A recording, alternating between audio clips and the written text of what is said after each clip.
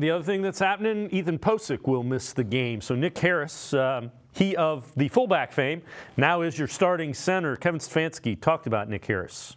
We talked about Nick this week. He's a guy that we trust. We've won with Nick. We know what it's like with him in there. He plays at a high level, plays really hard, a smart player.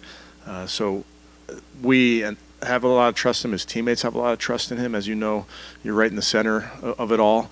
And he does a great job leading that because there's so much communication that takes place there. So you really don't miss a beat when it comes to communication. So you're also going a little deeper in your offensive line because you would assume they'll still do something that's big personnel and try to find a way to run the football that way.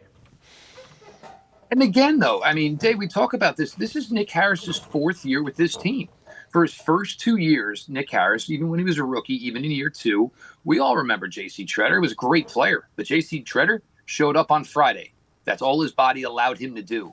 So Nick Harris was basically the understudy who did everything but perform in the actual games. Then we went to last season, 2022.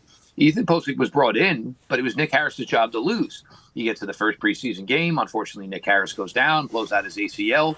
Ethan Pocic basically took the job and ran with it, and obviously gave Nick Harris no real chance to battle for it for this year. But it's not like Nick does not know the system. This is still the same offensive line coach who's been here when Nick was drafted. This is still the same offensive coordinator. This is still the same head coach. So again, I mean, you're putting in a guy who should be a very capable replacement for what you lost. Again, it's difficult. Obviously, we know how good Ethan is. You don't want to get to the point where you're playing with 2/5 of your original offensive starting offensive line. But, it's not like they were world beaters running the ball anyway over the last few weeks. And obviously the cohesion there and the amount of guys going in and out is probably a big, big issue why the run game is not having success.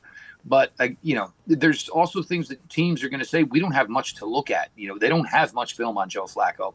They don't have much film of an offensive line of Nick Harris, who can pull from the center position, Jerron Christian, James Hudson. So, I mean, yes, it's a detriment and it certainly hurts. But, it's really difficult for teams to totally exactly know what the tendencies are because things can certainly change and there can certainly be more added to the offense as Joe Flacco, goes under center for his third start Sunday.